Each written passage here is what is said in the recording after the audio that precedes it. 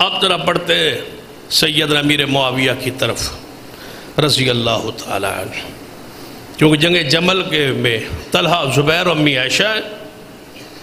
دوسری جنگ صفین ہے، جس میں حضرت علی اور امیر معاویہ رضی اللہ تعالیٰ عنہ آمنے سامنے ہیں۔ تو سیدنا امیر معاویہ کے مقام کو یہ وہ وجوہات ہے جس کی بنیاد پر، یہ وہ عثمان کی اہمیت و شان ہے، مقام ہے، جس کی بنیاد پر اصحاب رسول نے یہ سمجھا، یہ جانا کہ عثمان کے خون کا بدلہ لینا ہے، عثمان کو شہید جو کیا گیا ہے، یہ جو گروہ ہے منافقوں کا، یہ اس گروہ کا تعاقب کرنا ہے، یہ گروہ الگ کر لے جن عثمان کو شہید کر دیا۔ اب میں پوچھتا ہوں یہ گروہ کہاں گیا؟ عثمان تو ہو گیا شہید، یہ گروہ کہاں ہے؟ اس گروہ کو آپ نے جنگ صفین کی صلح تک اس کو نہیں چھوڑنا، آپ یہ ذہن میں رکھنا ہے، یہ ایک فئہ ہے، ایک گروہ ہے۔ یہاں سے عثمان کو شہید کرنے کے بعد، عثمان کو بقیع میں دفن ہونے سے روکنے کے بعد، آج جہاں عثمان دفن ہے بقیع میں جائیں، مدینہ پاک میں بقیع میں جائیں تو وہ قبر بالکل صحابہ کرام سے دور آپ کو بقیع کے اختتام پر جہاں ختم ہوتا ہے پرانا بقیع رسول اللہ کے زمانے کا، وہاں قبر ہے۔ اس وقت وہ جگہ بقیع کا حصہ نہیں تھی اور یہ باغی دفن نہیں ہونے دیتے تھے۔ سیدنا عثمان کی میت کو گھر کے پیچھے سے چار دیواری سے اندھیرے میں نکالا گیا ہے، اتنا مظلوم ہے سیدنا عثمان رضی اللہ عنہ۔ یہ وہ گروہ ہے جو 700 کے قریب بندوں پر مشتمل ہے۔ یہ گروہ عثمان کی شہادت تدفین کے بعد، یہ سارا گروہ مدینے کو یرغمال بنا کے، مدینے کے اندر حالات خراب کر کے، خون بہا کے، یہ سیدنا علی رضی اللہ تعالیٰ عنہ کے پاس آئے کہ مدینے کے حالات، صحابہ کرام بھی آئے کہ اب مدینے کے حالات ان باغیوں نے، ان نافرمانوں نے، ان منافقوں نے حالات خراب کر دیے، ان کی کثرت ہے، صحابہ حج کو گئے ہوئے ہیں، مدینہ صحابہ سے خالی ہے، چند صحابہ موجود ہے، یہ فوری اگر آپ حکومت خلافت نہیں سنبھالتے حالات خراب ہو جائیں گے۔ یہ وہ لوگ ہیں، سیدنا امیر علی کو مشورہ دے کے صحابہ نے سازشوں کی، منافقوں کی، بلوائیوں کی، مصریوں کی، ان عراقیوں کی مطالبہ تھا سیدنا علی سے کہ آپ خلافت کو سنبھالیں۔ انہوں نے صحابہ سے مشورہ کیا، انہوں نے کہا حالات اس طرف جا رہے ہیں کہ آپ حکومت سنبھال۔ تو سیدنا علی نے صحابہ کے مشورے کے ساتھ بیعت لینے کا اعلان کر دیا، اور یہ سارے کا سارا گروہ سیدنا علی کے ساتھ شامل ہوا بیعت کرنے والوں میں۔ یہ گروہ ہے جو سیدنا علی رضی اللہ تعالیٰ عنہ کے ساتھ، آگے جتنی سازشیں آئیں گی نا اب جمل میں، صفین میں، اسی گروہ کی، اس گروہ کو آخر تک ہم رکھیں گے۔ سیدنا علی منصب حکومت، منصب خلافت پہ تشریف لے آئے صحابہ کرام کے مشورے سے۔ دوسری طرف کون ہے؟ سیدنا امیر معاویہ، جو عثمان کی چچا افزاد بھائی، اور ان کے بہنوئی کون ہے؟ سیدنا امیر معاویہ کا سب سے بڑا رشتہ یہ ہے کہ وہ ان کے بہنوئی کون ہے؟ محمد رسول اللہ صلی اللہ علیہ وسلم۔ امیر معاویہ کی بہن رسول اللہ کی بیوی ہے، ام المومنین ہے۔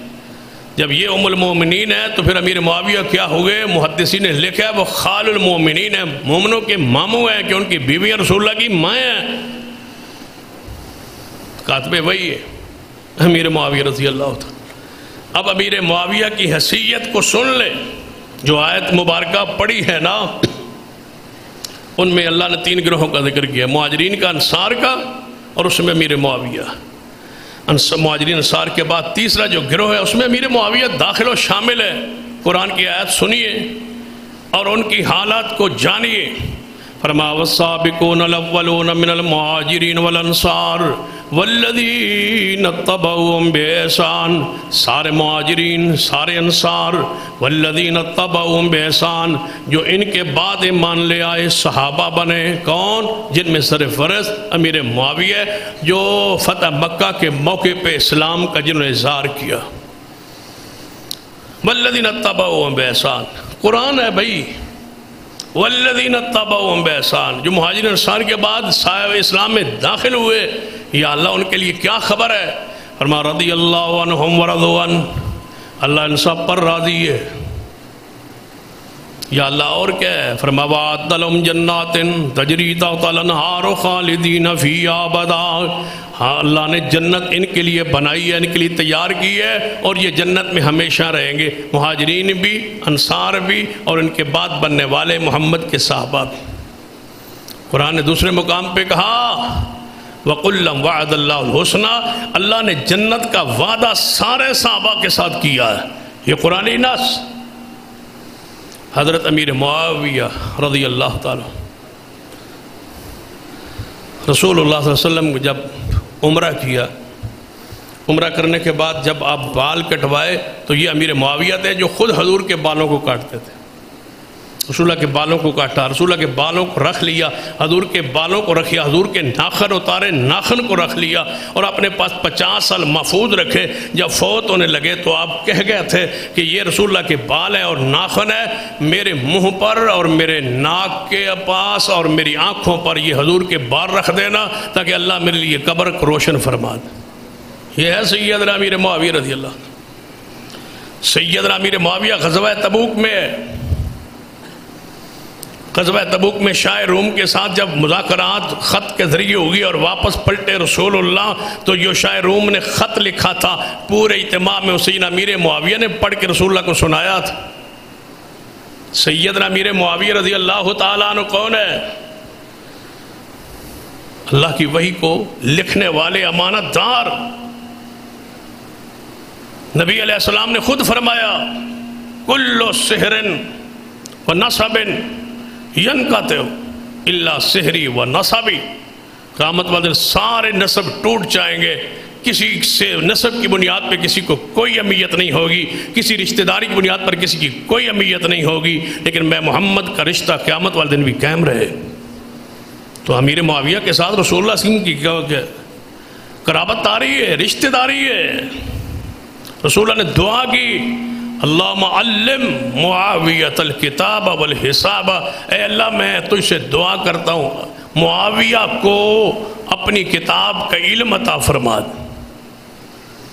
ساتھ رسول اللہ نے فرمایا وقیل عذاب، اے اللہ میں دعا کرتا ہوں امیر معاویہ کو جہنم کے عذاب سے محفوظ فرما لے۔ اللہم اجعلہ ہادن، اے اللہ میں دعا کرتا ہوں اللہم اجعلہ ہادیا، اللہ اس کو ہادی بنا دے، مہدیہ ہدایت دینے والا، ہدایت کی رہنمائی کرنے والا بنا دے، ہدایت والا بنا دے، ان کو ہدایت دے اور ان کے ذریعے لوگوں کو ہدایت کا ان کو ذریعہ بنا دے۔ یہ محمد مصطفیٰ سیدنا امیر معاویہ کے لیے دعا کر رہے۔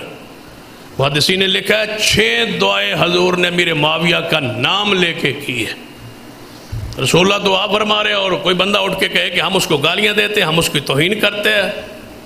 رسول اللہ نے امیر معاویہ کو جنت میں جانے کی بشارت دی۔ ایک پہلے حدیث پڑھتا ہوں جو سیدنا امیر معاویہ کی ماں کے متعلقہ ہے۔ یہ سیدہ ہند ہے، ابو سفیان کی بیوی ہے، امیر معاویہ کی ماں ہے، حضور کی ساس ہے۔ جب یہ مسلمان ہوئی نا تو نبی علیہ السلام کے پاس آئی۔ یہ بات انتہائی پیاری ہے اور سننے والی۔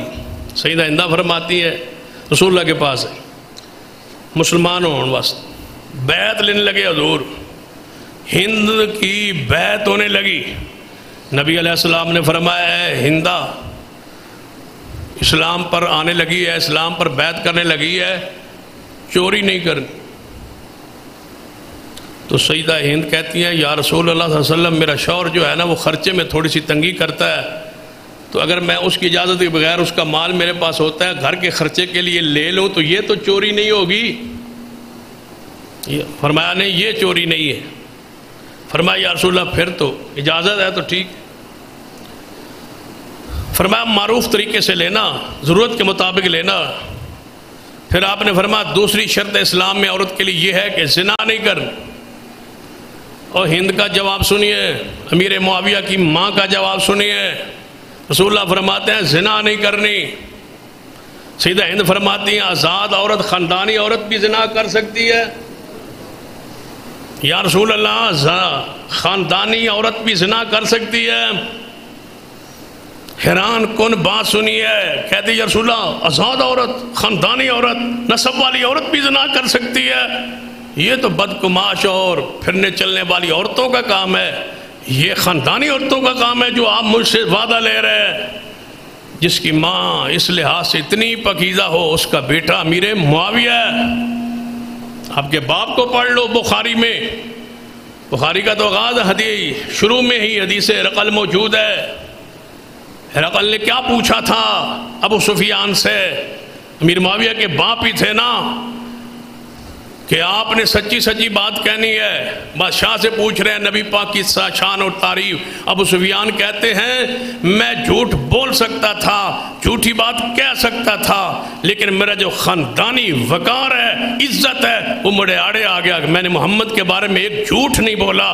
یہاں مفسرین نے لکھا ہے جو کفر میں جھوٹ نہ بولتا ہو، کبھی غیرت آئی ہے کہ اس کو اسلام کے اندر کہا جائے یہ جھوٹ بولتا ہے؟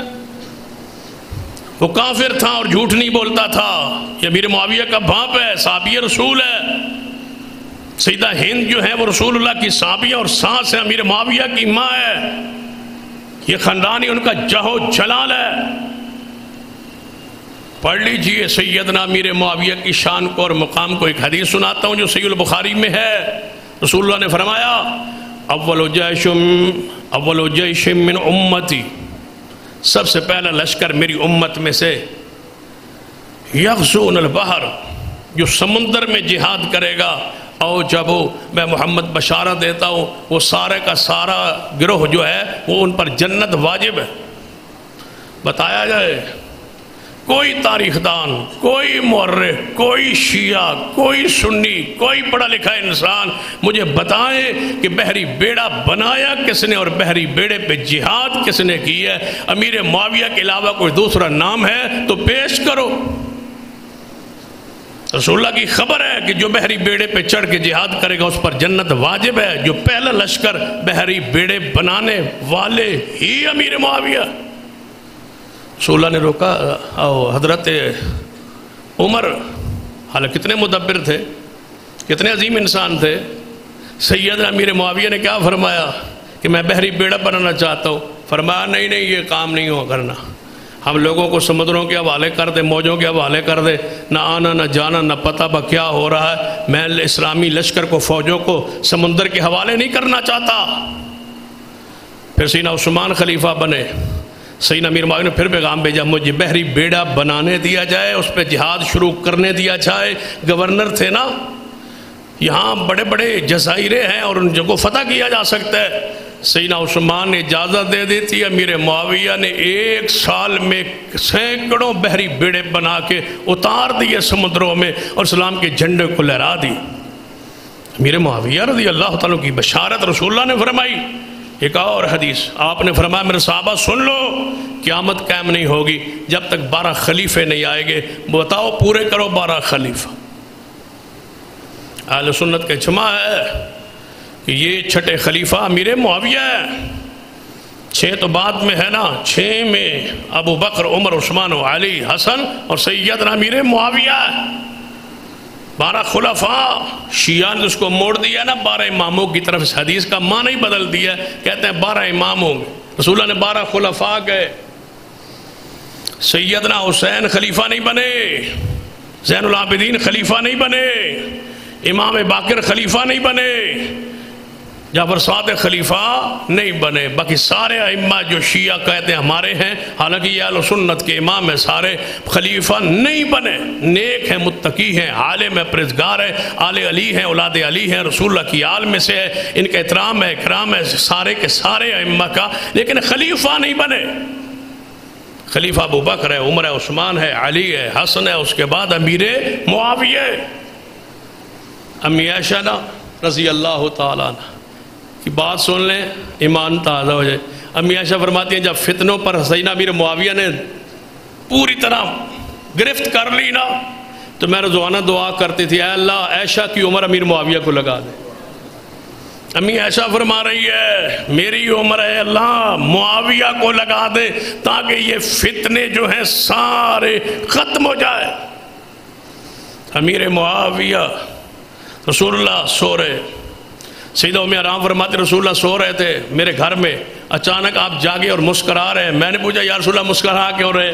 فرمایا میں نے ابھی خواب میں ایک بحری بیڑے پہ چڑھا ہوا بات اپنے فوجیوں کا، اپنے سپاہیوں کا، اپنے ساتھیوں کا لشکر دیکھا ہے، ایسے لگ رہے تھے جیسے بادشاہ بیٹھے ہوتے ہیں اور میری امت کے گروہ سمندر میں جہاد کرے گا، بادشاہوں کی طرح وہ جہاد سفر کرے گا اور بیٹھے گا، مجھے خواب میں دکھایا گیا۔ ام حرام کہتی ہیں یا رسول اللہ میرے لیے دعا کریں میں بھی اس گروہ میں شامل ہو جاؤں۔ فرمایا تم بھی اس گروہ میں شامل ہوگی۔ وہ کون سا بحری بیڑا تھا؟ امیر معاویہ کا، جس میں آپ نے جہاد کیا۔ ام حرام اس لشکر میں موجود تھی۔ ام حرام جب سمندر سے واپس نہ پہنچی تو اپنی سواری سے گری اور فوت ہو گئی۔ اس لشکر میں شریک تھی جس کی خبر رسول اللہ نے فرمایا تھا کہ جو بحری بیڑا جائے گا جس میں ام حرام ہوگی اللہ اس پورے گروہ کو معاف کر کے جنت کا وارث بنائے گا۔ اس سپہ سالار امیر معاویہ ہے۔ غلط کہتے ہیں لوگ کہ امیر معاویہ کی شان میں کوئی احادیث نہیں ہے۔